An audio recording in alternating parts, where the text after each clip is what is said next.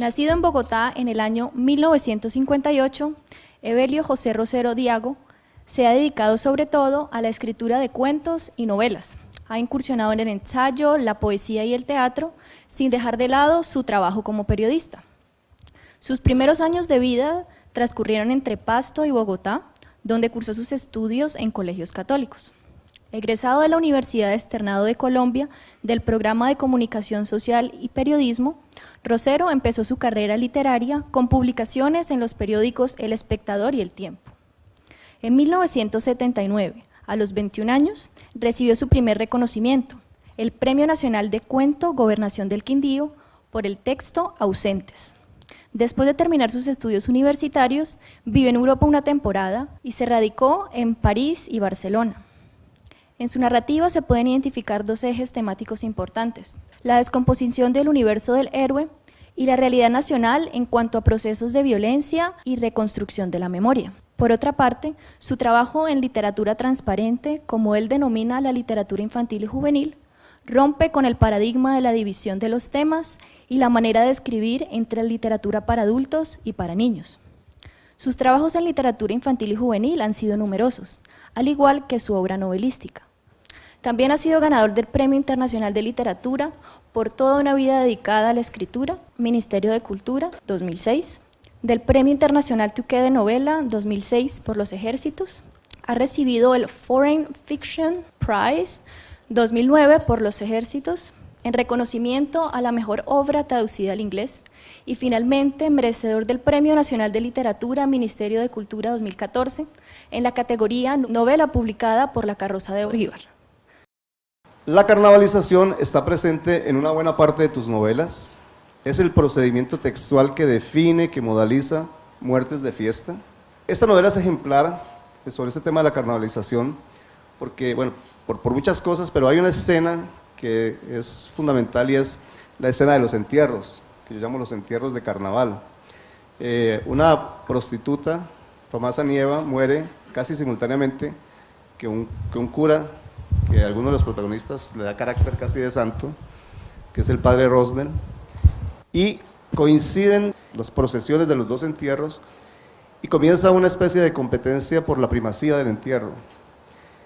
Y esa competencia termina en una batalla campal donde hay un montón de muertos, desorejados, unos niños que parecen allí como una especie de jauría, como unos gatos al acecho, una cosa muy estrambótica, y termina esto finalmente con el ataúd de Tomasa Nieva destrozado, y esta mujer, esta prostituta, cae sobre el ataúd del cura, y eso es un ejemplo pues rotundo de esa carnavalización del mundo, ¿no? La carroza de Bolívar, pues la carroza es una carroza de carnaval que desmorona desde el humor la figura de Bolívar, su gesta libertadora, y el carnaval de negros y blancos, que es el contexto inmediato de la historia. Entonces en la carroza y en el carnaval, pues ese, digamos, el contexto y la razón de ser de esas novelas. Pero me parece a mí que la carnavalización define una visión de mundo en la literatura tuya, la vocación por mirar las cosas al revés, desde una estética de la exageración y lo grotesco, que permea el lenguaje, los personajes, las situaciones, los escenarios, que subvierte la realidad. Bakhtin dice que el carnaval, cito a Bakhtin, se caracteriza principalmente por la lógica original de las cosas al revés y contradictorias, de las permutaciones constantes de lo alto y lo bajo, la rueda, del frente y el revés, y por las diversas formas de parodias, inversiones, degradaciones, profanaciones, coronamientos y derrocamientos bufonescos. Hasta ahí Bakhtin. Todo eso está en la novelística de Rosero, no como elemento marginal, sino como procedimiento central de la elaboración ficcional. En tu literatura abundan los personajes marginados y deformes: Tancredo en Los Almuerzos, Esaú en Muertes de Fiesta, seres extraños que viven en un mundo indefinido entre lo real y lo irreal, que sufren una especie de momificación espiritual, figuras ridículas e hiperbolizadas, los niños rapados de Muertes de Fiesta, los niños que reptan por los techos en El Lejero, con rasgos de carácter monstruosos, gordos estrambóticos, enanas lujuriosas, jóvenes extremadamente altos, jorobados. Los nombres de tus personajes son como máscaras que ironizan el carácter del personaje. Celeste es un sacristán corrupto y violador, se llama Celeste. la inclemente Clemencia de los ángeles, el perverso Bonifacio, la triste alegría Abril. Es decir, hay una especie de hipertrofia de los personajes, de los caracteres y un absurdo de las situaciones que revienta lo real y nos muestra la realidad desde su envés. Creas así unos escenarios de pesadilla que permiten exhibir taras sociales, arrasar con el pretendido estatus o privilegio o jerarquía social y cualquier pretensión trascendente del mundo. Hay en tus novelas una abundancia de situaciones que tienen como centro de la acción el comer, el beber y el follar en exceso, que son tres elementos definitorios de lo carnavalesco. Y de hecho algunas novelas se resuelven en medio de banquetes y borracheras monumentales en las cuales los personajes marginados asesinan a los marginadores y subvierten así lo establecido. Todas estas acciones y personajes están construidos, y este es mi juicio sobre la obra, bajo el signo de lo cómico y lo grotesco, en una estética del exceso propia del carnaval. ¿Cuál es la razón de la fuerte presencia del carnaval en tu obra? ¿Hay fuentes literarias que hayan resultado importantes para ti en esta visión carnavalesca del mundo? Los ancestros nariñenses y la experiencia vital de pasar tu infancia en Pasto, donde el carnaval tiene una enorme importancia, determinan en ti una visión de mundo orientada hacia esa estética del exceso. Yo creo que esa carnavalización en mi trabajo novelístico no es algo voluntario, no es algo consciente, es consecuencia del tema que yo he elegido en mis novelas y sobre todo en dos de mis obras, Las muertes de fiesta y La carroza de Bolívar.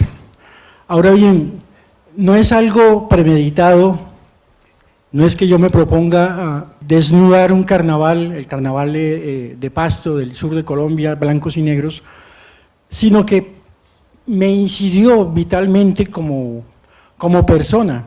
Yo nací en Bogotá, aprendí a leer y a escribir en Bogotá en un colegio de sacerdotes, San Pedro Claver, y a mi padre lo trasladaron a Pasto, yo tenía 8 años, y la primera impresión mía fuerte de niño a los 8 años fue que estábamos con algunos de mis hermanitos en la azotea de la casa donde empezábamos a vivir, y de pronto se abrió una puerta y entraron primos que yo no conocía, muchos primos y amigos de primos, con la cara pintada de negro, y era porque justamente había empezado el Día de Negros, donde todo el mundo se pinta de negro y hay hasta cierta violencia, sobre todo entre niños, al amigo o al recién conocido o al desconocido, y pintarle no solo la cara sino el cuello y la espalda, y si es niña las piernas, si tiene falda y no pantalón.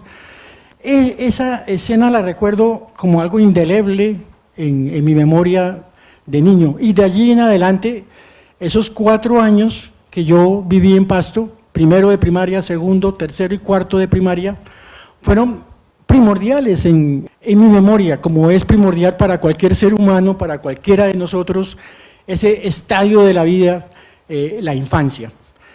Naturalmente repercutió la escena de los primos pintados de negro, yo no podía distinguir quién era quién, luego ya salí a esa marea humana que es el Día de Negros, luego el 6 de enero, el desfile de carrozas. Ninguno de mis mayores, ni mi padre, ni mi madre, ni mis hermanos mayores, yo soy el séptimo de una familia de 9, se encargó de advertirnos a los menores, se trata de un carnaval, van a haber carrozas, gente disfrazada, se arrojan serpentinas, hay borrachos en multitudes, borrachos que caen debajo de las ruedas, hay accidentes, nadie nos explicaba nada, nos dejaban al garete. Y por supuesto, con mayor razón, pues fue todo un remecimiento el carnaval en Pasto. Esos 4 años, esos 4 carnavales que viví, se reflejarían indudablemente en mi obra posterior.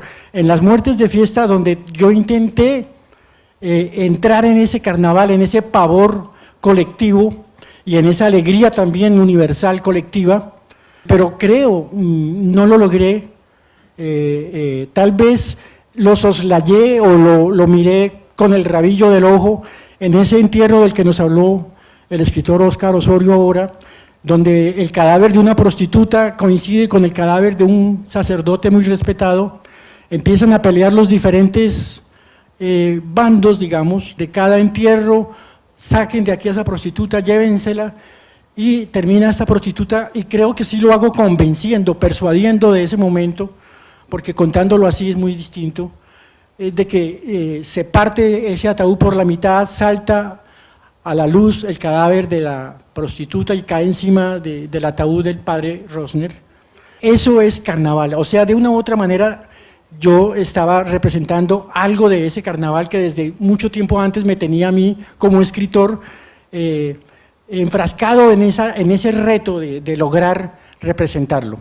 En la carroza de Bolívar sí lo asumo directamente, ya lo hago de una manera mucho más consciente y siempre basándome en aquellos episodios que me correspondió mirar primero como niño y viví, porque yo volvía ya de adolescente, ya cuando tenía 20 años a los carnavales en Pasto, ese era el gran juego, y a esas borracheras estruendosas y de varios días que teníamos los jóvenes. Todo eso alimenta, digamos, la parte de ficción más llena de acción en mi novela La carroza de Bolívar. En la otra parte de esa misma novela está, por ejemplo, la historia, la presencia de Bolívar en el sur, en 1822, con eso de la Navidad Negra, en fin, traté de llevar paralelamente esas historias, pero creo que lo más logrado de esa obra es el carnaval. Yo quiero leer un párrafo de una novela que para muchos de nosotros es como el ingreso en tu universo de representaciones ficcionales, y es Cuchilla. Cuchilla aparece en clase y esto es lo que provoca.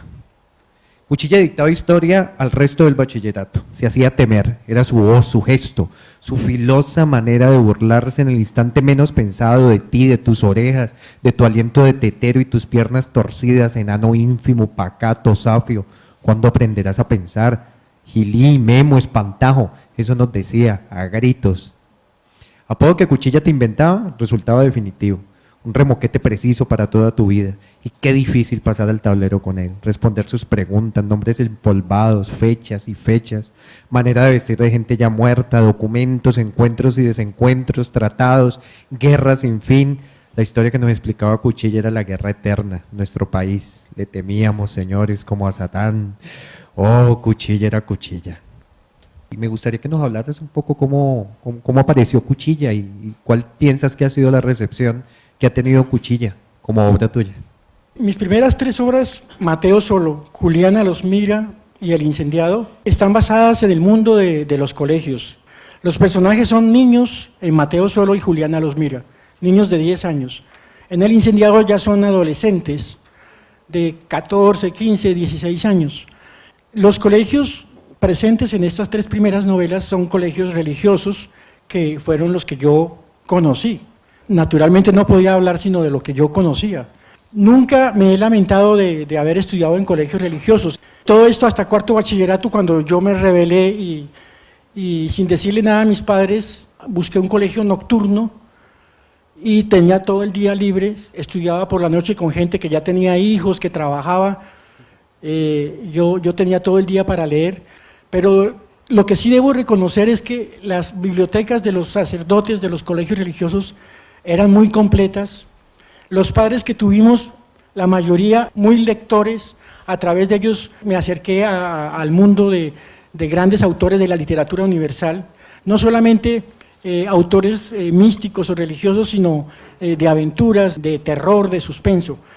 Pero también hubo otro tipo de catedráticos que a veces eran curas, otras veces eran particulares que trabajaban con los sacerdotes, que también imponían ciertas reglas o cierto reglamento retrógrado contra los que yo también me fui en mis novelas. El profesor Cuchilla existió, por supuesto. La primera denuncia que hago yo de ese personaje que nos estremecía de pánico en el colegio agustiniano es El incendiado. En El incendiado es sencillamente el profesor Zuleta. Es uno de los personajes secundarios pero importantes de la novela El incendiado, una novela extensa, y sin embargo yo creo que logré dar una semblanza de ese profesor protegido por padres, por el rector que era un cura, en fin, en Cuchilla. Cuchilla, una novela mucho más corta, diríamos que ni siquiera alcanza a ser novela, es un relato ahonda más en esa figura del profesor que existió, sobre todo, pues creo yo, con las personas de mi generación.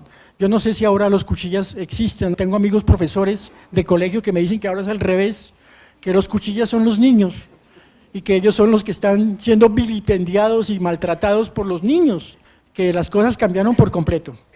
Pero en mi época no era así, era el pánico, el terror absoluto, con un profesor que imponía la autoridad no solo a base de gritos, sino de tizazos o de patadas o de jalones de oreja, lo que a mí me correspondió, y no solo con sacerdotes y profesores, sino con las monjas, por ejemplo, en cuarto de primaria eran monjas, y era terrible, eran monjas vestidas de negro que parecían cuervos y que aleteaban alrededor de nosotros en esas aulas. Todavía me estremezco acordándome. Pero eso fue importante porque alimentaron a un escritor y alimentaron mis obras que con los años de una u otra manera han llegado a públicos, a jóvenes, a niños, y que han logrado esa comunicación que es vital, esa magia de la literatura, entregar una experiencia que es posible que ya haya sido de hace muchos años y que ya no ocurra, pero que ocurrió y que puede dar aviso de nuevas realidades o de posibles nuevas realidades. ¿Qué estaba pensando a partir de esto que nos comentas sobre la experiencia religiosa en los colegios? Que seguramente ahí está la razón de esos curas tuyos, ¿no? En Plegaria de un Papa Envenenado, la historia de un Papa bueno, tal vez el único Papa bueno en tu conciencia, que es Juan Pablo I, pero en ese texto, a la vez que hace homenaje a ese Papa, es furioso contra las autoridades vaticanas, contra la corrupción, contra la curia en general, no solamente las altas jerarquías eclesiásticas, sino contra los curas que se tildan allí de pederastas, ambiciosos, codiciosos. Digamos que ese texto es furioso, pero además tus curas, salvo creo yo los curas de los ejércitos, son seres codiciosos, ambiciosos, tremendamente lujuriosos, glotones, borrachines. El origen de esos curas es esa experiencia tuya de la niñez en los colegios, ese aplastamiento de los curas profesores. En el caso de Plegaria por un Papa Envenenado fue el estudio de la vida de Albino Luciani, el Papa Juan Pablo I. Lo que causa esa novela no son precisamente mis experiencias en colegios religiosos, sino el estudio que hice de la vida de Albino Luciani. En 1978, cuando él fue Papa, él ya se estaba imponiendo la tarea de quitar de encima a esos cientos de sacerdotes sodomitas que existían o que existen. Todavía no se había atrevido la Iglesia a pedir perdón. Seguían existiendo casos de curas pederastas que no solamente con 1, 2, 3, 4 niños, sino ya eran 20, 30, 50, y cuando se estaba evidenciando demasiado los cambiaban de país, y así continuaba todo.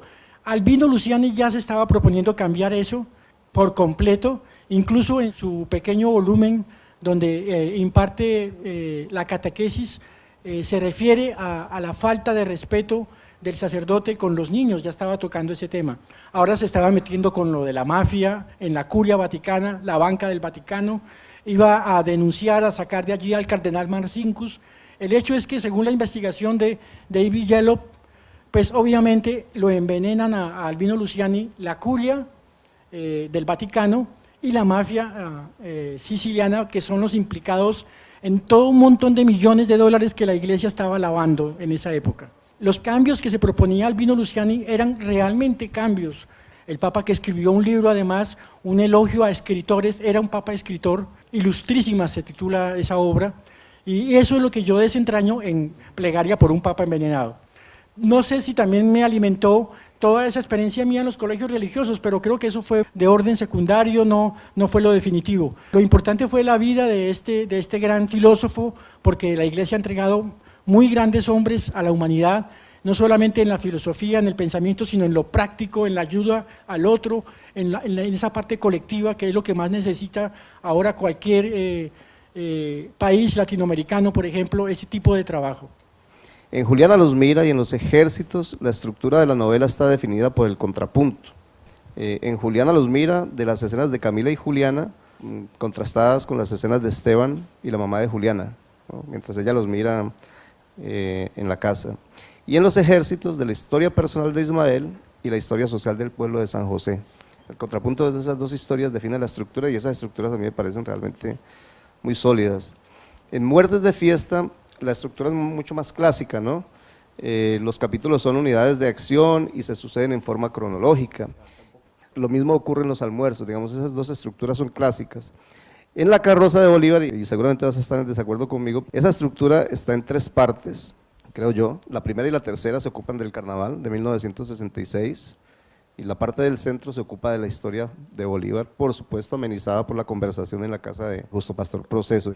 Pero yo como lector siento una diferencia entre el primer y el tercer bloque, que me parecen de una exquisitez absoluta, me parecen maravillosos, y ese otro bloque que se vuelve pesado, con todos sus intertextos de Sañudo, con toda esa historia de Arcainchivo, el colegio, etcétera, etcétera. Y la otra que me interesa es Plegaria por un Papa Envenenado, donde aparecen como 2 claves, una clave real para contar la historia de Albino Luciani, pero luego en la última parte, que es como la tercera parte del texto, hay una clave distinta, es una clave, no sé si fantástica o alegórica, que es el descenso del Papa a los infiernos. Son 2 claves que uno como lector siente que ahí hay algo extraño, ¿no? ¿Cuál es la razón de esas decisiones estructurales? ¿Cómo entiendes tú el asunto de la estructura en la obra literaria? Y en esa misma línea, ¿cómo es tu proceso creativo? ¿Trabajas con escaletas o esquemas previos? Creo que no. ¿Y cómo van adquiriendo forma tus ficciones? Yo soy plenamente intuitivo. Hace muchos años traté de llevar un plan en alguna obra, un primer punto, segundo punto a desarrollar, tercero, cuarto, y no me duró mucho. Terminaba escribiendo cosas con las que yo no había programado absolutamente nada. Me di cuenta que no era mi manera de crear. No pienso en una estructura desde un punto de vista racional, jamás, sería aburridísimo. Por supuesto que no manejo fórmula tampoco. Yo creo que la estructura de mis novelas obedece al tema elegido y a los personajes que yo voy alentando. Trabajo minuciosamente una página. Si hay un buen momento, en alguna ocasión, puede ser que escriba 5 o 7 páginas en machote, en borrador, pero prefiero no seguir avanzando, sino que empiezo a pulir no solamente la estética formal de mi obra, la música de las palabras, sino a tratar de ahondar psicológicamente en los personajes que apenas estoy esbozando. Entonces, de una página, de 2 páginas, empiezan a salir 3, 4 páginas, como ramas de un árbol, se van bifurcando por aquí y por allá, pero van, a mi modo de ver, constituyendo, van llenando de carne, de hueso, de sangre, de ánima a los personajes. Esa ha sido más bien una constante en todas mis obras. Corro un peligro, soy, ya lo dije, intuitivo. En la carroza de Bolívar, donde me dedico más a lo histórico, sentí esa especie de frenón, pero al mismo tiempo veía que desde el punto de vista del contenido, de la idea básica de la historia, era ineludible, que tenía que dejar lo que Sañudo había escrito sobre la guerra de Bomboná que ganaron los pastuzos y que perdió Bolívar, una serie de cartas de Bolívar donde se denuncia la personalidad de Bolívar, su deseo de manipular, su deseo, su ambición de gloria por encima del interés de la nación nueva que estaba forjándose. Sabía que había que dejar eso. Me acuerdo mucho que hice una labor de depuración exhaustiva en esa parte central de la novela y quité muchas páginas tratando de dejar lo esencial. Y con todo y eso, ese frenón continúa allí en esa obra, pero yo invoco entonces también la indulgencia de un lector. Pero por lo general a una obra, yo creo como las que yo escribo, no accedo, y es para mí triste reconocerlo, un lector normal, porque seguramente se va a aburrir rapidísimo, pero yo no puedo preocuparme en eso, no puedo pensar en eso. Los ejércitos, ya lo he dicho, era mucho más extensa. La violación del cadáver de Geraldina eran creo que 15 o 17 páginas y finalmente la resolví en un párrafo, pero porque en ese momento la intuición me ayudó a elegir ese camino. Tal vez en otro momento no hubiera ocurrido eso y hubiese dejado esas 17 páginas que estuvieron trabajadas exhaustivamente, al margen de que eso sea o no sea un buen resultado. Yo no digo que todo lo que yo pueda escribir sea bueno, ojalá fuera así, por supuesto, pero soy el primero en tener conciencia de que no es así. Yo quiero que hablemos un poco sobre qué fue lo que te llevó a ese mundo de la literatura infantil y juvenil. Me decías, hace más de 15 años que ya no pasas por allí, que estás como en otro universo de representaciones, pero ¿qué fue lo que te llevó a ese mundo de la literatura infantil y juvenil? ¿Cómo fue tu experiencia allí? Porque la imagen de esa literatura infantil y juvenil es que está desprovista de pensamiento político, está desprovista de erotismo, y sin embargo uno nota en tus realizaciones que no renuncias a esos temas. Por ejemplo, todo ese erotismo que está en la mirada del gemelo viendo a la mujer de cuchilla, o todo el erotismo que está presente en este encanto que es la duenda. La llegada mía a la literatura para jóvenes y niños fue realmente fortuita. No tenía pensado escribir nunca para niños.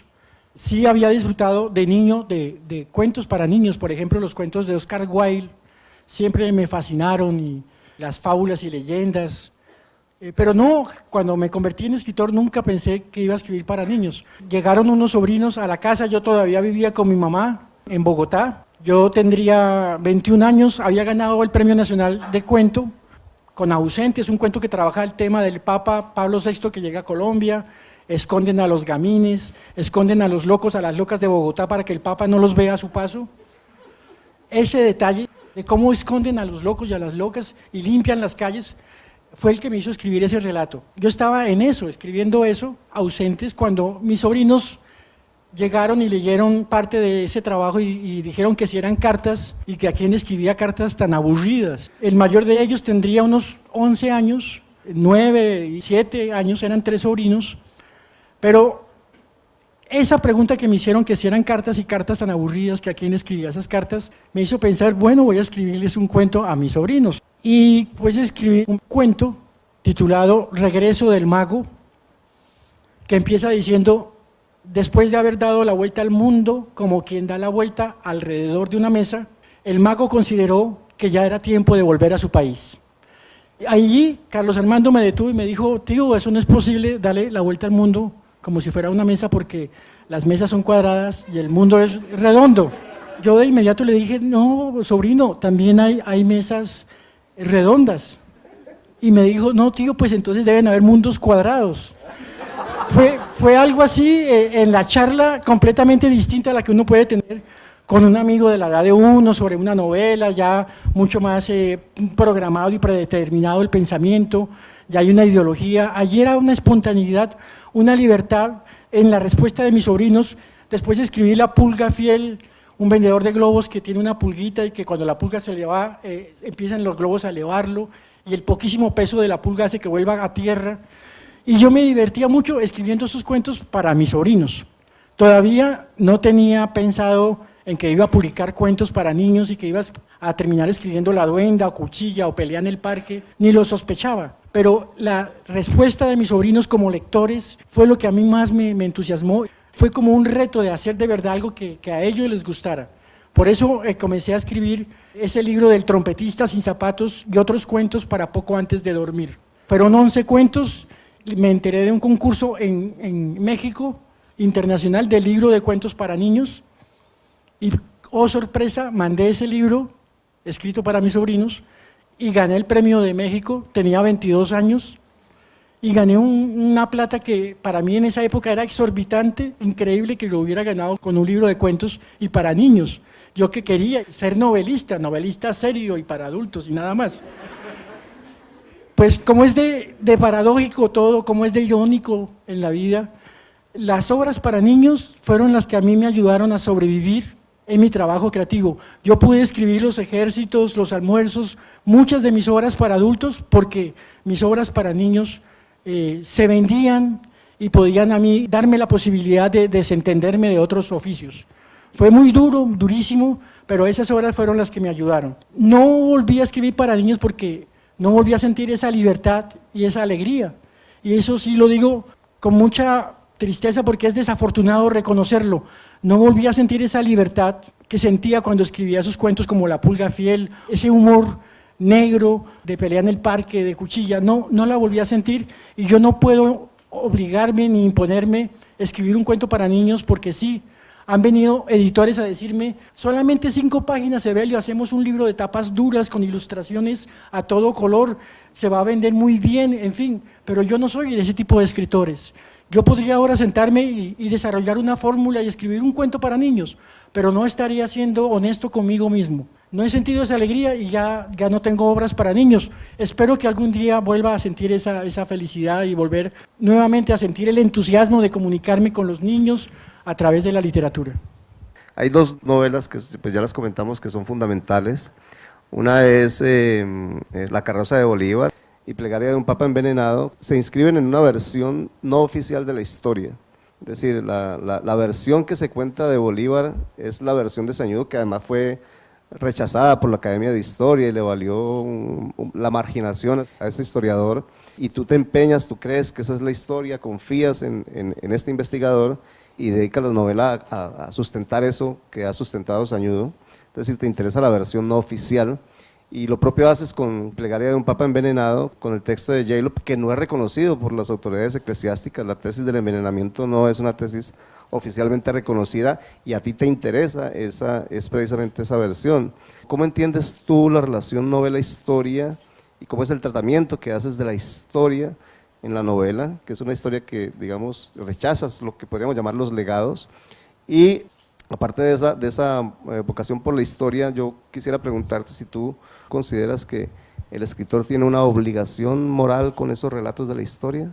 Yo me sentí interesado por la figura de Simón Bolívar en Nariño cuando leí a conciencia la obra de Sañudo. No es una obra al margen, no es una obra sin asideros, sin información, sin documentos. Está mucho más informado Sañudo que toda la historia oficial de este país y de todos los países bolivarianos. Y él mismo lo dice en su obra. Yo pensé que cuando la publicara iban a contradecirme en 4 o 5 aspectos y hasta ahora no he recibido una sola respuesta consistente contra el Bolívar que yo denuncio aquí, basado en documentos, en testimonios de oficiales extranjeros que lucharon al lado de Bolívar, de otros generales, es decir, en documentos. Sañudo adelanta su historia. Eso fue lo que a mí me hizo trabajar La carroza de Bolívar, porque soy nariñense, porque soy pastuso, porque escuché a mis padres hablar de la Navidad Negra, a los abuelos. Eso fue lo que me alentó a escribir la obra. Hay una serie de movimientos de azar que lo obligan a uno a enterrarse, digo yo, entre comillas, 1 año, 2 años, 3 años, casi que apartándose de los amigos, como me ocurre a mí, para adelantar la obra. Pero también esa es otra manera de vivir, escribir una obra. Entonces, en mi caso, eso ocurrió con Bolívar. Y en el caso de David Jalop también me pareció un trabajo enjundioso. Leí la obra del padre Luciani, Albino Luciani, también me fascinó su figura humana, su pensamiento. ¿Y de qué manera podía yo responder ante todos estos remesones? Pues a mi manera, escribiendo. Soy un escritor, un literato. Entonces traté de escribir novelas de ficción, literatura, basándome en esos personajes de la historia que habían logrado interesarme. La violencia es otra de las improntas de tu novelística. En todas tus novelas aparece en múltiples manifestaciones, ya sea como centro del relato o como elemento de contexto. Resoluciones violentas de la anécdota central, envenenamientos, asesinatos, incendios, referencias al Bogotazo y a distintos hechos históricos marcados por la violencia, experiencia de las víctimas, bueno, y un largo etcétera. Cito una frase de Clemencia Muertes de Fiesta, dice: cualquier rincón de este país es lo mismo, este es el país de las sepulturas, este es un país asesino. La pregunta que te hago son 2 preguntas: ¿por qué esta preeminencia del tema de la violencia en tu literatura? ¿Y consideras que hay un compromiso del escritor con los sucesos de su tiempo, con novelar los sucesos de su tiempo? Yo quisiera complementar porque es que estuvimos dándole bastantes vueltas a otro tema, y es el tema del erotismo. Hay impulsos de vida, esos impulsos eróticos que se puede ver a lo largo de varias obras también, son definitorios de situaciones, de personajes, de tratamientos en algunas novelas, y esos impulsos de muerte que están vinculados con la violencia. Todos nosotros estamos rodeados en nuestro país permanentemente, desde que nos despertamos, de violencia. Por algún lugar, de alguna u otra manera, asoma la noticia de alguien diciéndole a alguien que pasó algo, que secuestraron a alguien. Solamente encendamos la radio, veamos el noticiero colombiano de mediodía y yo creo que en un 75% de las noticias son realmente violentas. Y ya hay una costumbre a la violencia, ya esto lo hemos incorporado a nuestra cotidianidad. Yo he asumido esa violencia sin saberlo. Yo no he dicho voy a hablar de la violencia. Sencillamente esa violencia ya me ha impregnado de tal manera que aparece, aflora en mis novelas. Y no soy, por supuesto, el único autor. Yo creo gran parte de la novelística contemporánea y esas grandes novelas, los islotes de las grandes novelas colombianas, está latente la violencia. La vorágine no es sino un muestrario de la tremenda violencia de una época de nuestra historia. En 100 años de soledad, esa masacre de las bananeras, y en muchas otras obras de relieve de la literatura colombiana tiene que aparecer esta realidad. No creo yo que sean los escritores los que digan vamos solamente a hablar de este tema, sino que ese tema se impone, ya sea a nivel rural, ya sea el sicario en las esquinas. Es una realidad desafortunada, es verdad, dolorosa, pero yo creo que es necesario, es ineludible mostrarla. Si no se quiere mostrar, pues no se muestra. También hay otros tipos de trabajos en la poesía, en las obras para niños, de varios autores, donde no asoma esta violencia. Hay alegría en el pueblo colombiano, hay inteligencia de humor negro que nos ha salvado de esa tradición de la violencia. Pero yo creo que sí, ustedes tienen razón, en la mayoría de mis obras yo no he mostrado sino lo que tengo por dentro como colombiano, y es una gran cantidad de ejemplos de violencia. Los Ejércitos es una novela plenamente realista, despojada de esa estética del exceso que configuran tus novelas anteriores y posteriores, porque creo que también se mantiene en las otras dos, en La Carroza y en Plegaria, que enfrenta directamente el tema de la violencia, de la guerra, con datos y descripción detallada de las situaciones, con identificación de los actores en conflicto, guerrillas, paramilitares, narcotraficantes, ejército, con una cuidada demografía de las víctimas. Pareciera que el autor se constriñe de darle un tratamiento desde la estética del exceso a una realidad que es excesiva en su violencia. Es un poco la conclusión a la que yo llego, aunque en las otras novelas haya abordado ese mismo tema desde esa poética. De hecho, usted reconoce en alguna entrevista que en El Lejero es un antecedente literario de Los Ejércitos, y eso es verdad. En las dos novelas se trabaja el tema del secuestro y la violencia desde la visión de un viejo de 70 años, que anda buscando a su nieta en el caso del Lejero y a su esposa en el caso de Los Ejércitos. También reconoces que la primera, en El Lejero, es una novela que no te dejó satisfecho.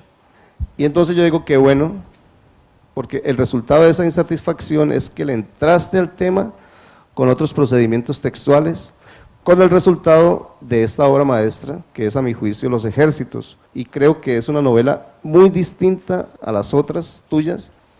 ¿Cómo decides enfrentar ese tema tan determinante para los colombianos en clave realista, que no lo haces en las otras novelas? Hay un esfuerzo de contención respecto de procedimientos textuales propios de tu universo novelístico en la elaboración de esta novela.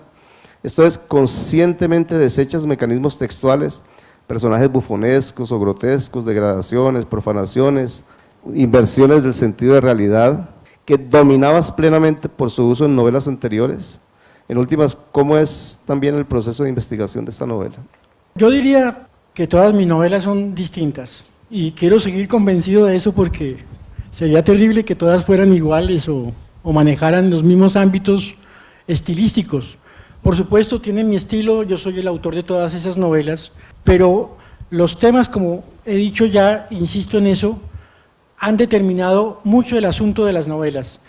El carnaval en La Carroza de Bolívar no podía escribirse sin ese exceso, como lo llama Oscar, estético, sin esa tal vez recarga de adjetivización, porque eso es un carnaval, es algo morrocotudo, y no puede ser una frase, a mi modo de ver, limpia, esencial, transparente, no. Es decir, eso ya tiene que ver con la carpintería de cada obra. En el caso de Los Ejércitos, yo quiero llamar la atención a lo siguiente. Primero, las noticias que empecé a oír en mi vida cotidiana y empezaron a afectarme como ser humano.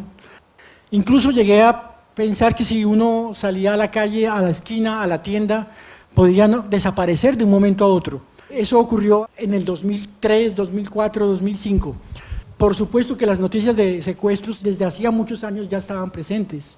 Lo que yo estoy diciéndoles es que yo por primera vez empecé a sentirme afectado psicológicamente por eso. Entré en una especie de depresión, de miedo. Muchos autores habrán sentido ese pánico, ese miedo, pues yo lo empecé a sentir, y la única manera mía de imponerme sobre eso era escribiendo, que es la única manera que yo he elegido siempre para imponerme a esas crueldades de la vida, a las desazones, o para resaltar una alegría o un amor o la sensualidad, en fin, es la literatura la manifestación vital de mi encuentro con los demás. Entonces estaba esa parte en mí. Y por la otra, yo tengo anotaciones, ideas, bosquejos de cuentos, y había un cuento muy breve que se llamaba Boyer Cazador. Es el de un viejo que se asoma a su patio y mira a la vecina, que es muy extrovertida y se pasea desnuda. Era casi que una descripción muy breve, con ganas de ser un cuento, pero un cuento, no voy a decir que baladí o frívolo, sino simplemente risueño de la situación de este viejito feliz de su vecina, de su joven vecina. Tenía estructura de cuento, y al lado estaba todo ese andamiaje, toda esa información de Colombia, del secuestro, que yo ya había tratado de elaborar en El Lejero, que es una obra muy poética, muy subjetiva, muy lírica para ese tema. Entonces ya tenía yo, como quien dice, alimento, información. Primero ya había escrito una novela sobre el tema del secuestro, que no me gustó mucho, pero la había escrito. Y segundo, tenía un cuento, ya tenía una especie como de pequeño andamiaje sobre el que montar la novela. Y así empecé. El viejo que está con los gatos, la esposa que está detrás de él, empecé a trabajar ese cuento párrafo por párrafo, y empezaron a aparecer los secuestros, el pueblo, los asesinatos, todo lo que ocurre en esa novela. ¿Por qué creo yo que tiene entonces ese poder la novela de esencificación? Porque estuvo basada en un cuento. Es por eso yo he llegado a esa conclusión, que también recomiendo a los jóvenes novelistas que trabajen su novela sobre un pequeño cuento, no un plan, primero, segundo, tercero, no, eso no lo recomiendo. Que hagan una especie de machote, pero literario, de borrador, y sobre eso empiecen a trabajar la novela.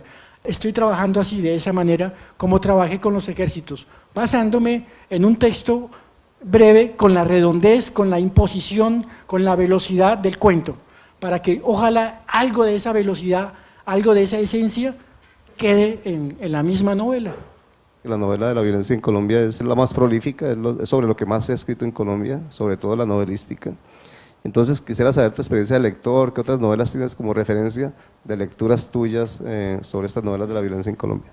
La obra de violencia de la literatura colombiana, a la que sí he vuelto y he leído no solo una, sino 2, 3, 4 veces, y antes de los ejércitos, sino porque fuera a escribir sobre ese mismo tema, sino porque me apasionó, me avasalló como lector, es la Vorágine. La Vorágine a mí siempre me apasionó y me entregó como lector aquello que me ocurrió como lector con las obras de los grandes maestros de la literatura rusa del siglo XIX. En La Vorágine, en esos personajes que alienta a sentir lo dantesco, el tocar fondo ya en cuanto a la crueldad, en cuanto a la injusticia, todo ese tipo de cosas.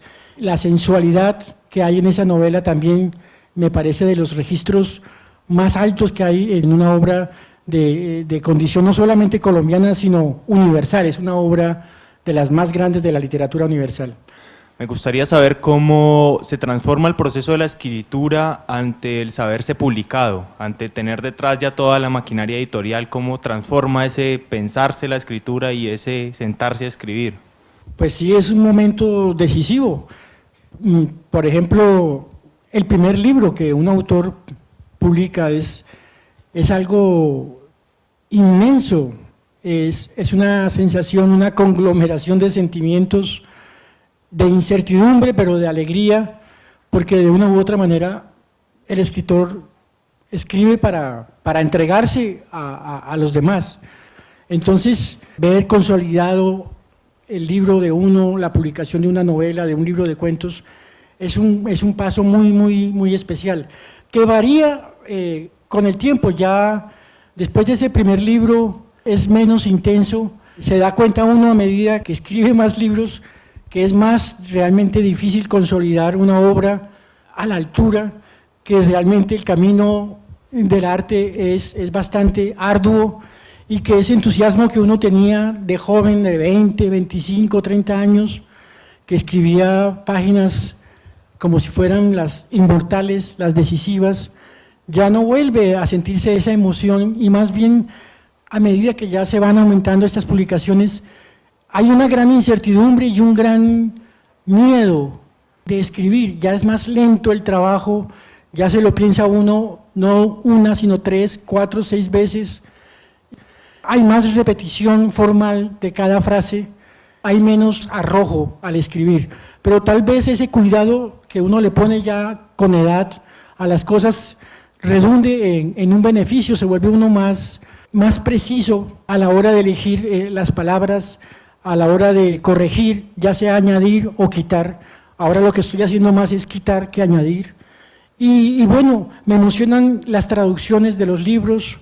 Por ejemplo, nunca me imaginé que me fueran a traducir al árabe y ahora ya salieron al mercado 2 libros míos, Los almuerzos y los ejércitos, al árabe en el mercado turco, y me han mandado entrevistas traducidas del turco, y la visión de esos lectores y de los traductores turcos de estas novelas pues es bastante peculiar, las preguntas que hacen, que si es verdad lo que yo cuento, se da cuenta uno que en Colombia seguimos asombrando al mundo con las cosas que contamos de lo que ocurre aquí, que la piensan que es ficción, que es invento, que eso es literatura. Ese tipo de cosas a mí me emocionan, me confortan para seguir en el trabajo.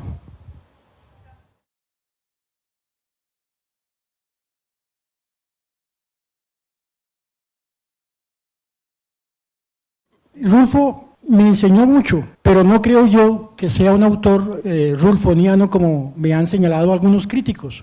En Nariño hay una cultura bastante indígena, mucho más que el mestizaje al centro del país, hay más pureza de raza, se habla en quechua, tenemos quechuismos. Ese tipo de cultura indígena es parecido al indígena mexicano o al campesino que retrata Rulfo.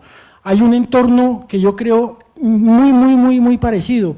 En eso es que coincido yo con Rulfo, pero no creo que mi estilo sea como el de Rulfo. Su obra es grandiosa, pero en mi caso creo que no hay un punto de empatía, sino en la temática, en el desenvolvimiento humano de ese campesino que yo reflejo en El Lejero, en algunas de mis obras con ese ambiente. Yo de nuevo voy a preguntar por los ejércitos, pero la pregunta que yo quisiera hacerle es si usted piensa que es posible hablar de los ejércitos como una novela de la desesperanza. Y lo pregunto pues por la ruptura que sufre Ismael hacia el final como sujeto, pero también por ese final de la violación del cadáver de Geraldina, porque me parece que si bien el tratamiento de la violencia está desde el inicio de la novela, me parece que ese final es contundente en términos de la deshumanización que viven los personajes militares, pero también el mismo Ismael. Sí, desafortunadamente convengo con usted en eso, es una novela de la desesperanza. De hecho, al final, él mismo está evidenciando que lo van a matar. La novela termina diciendo, y así será, o sea, lo van a matar.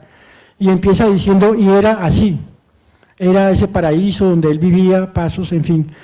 Y cuando le preguntan quién es él, porque está en la lista negra, en fin, y empieza a ironizar con sus respuestas de que es nadie, o Simón Bolívar, en fin, ya se da por perdido. ¿Qué esperanza puede haber en esa novela del secuestro, de los desaparecimientos, de las masacres? Pues ninguna. Yo creo que, acordándome del argumento de la obra y de cómo se resolvió el final, veo que no hay opciones, no hay compasión. Pero espero que eso solo ocurra en la novela y que en el país sí tengamos esa opción, esa esperanza, y que ojalá estos primeros pasos y esta paz lleguen a algo.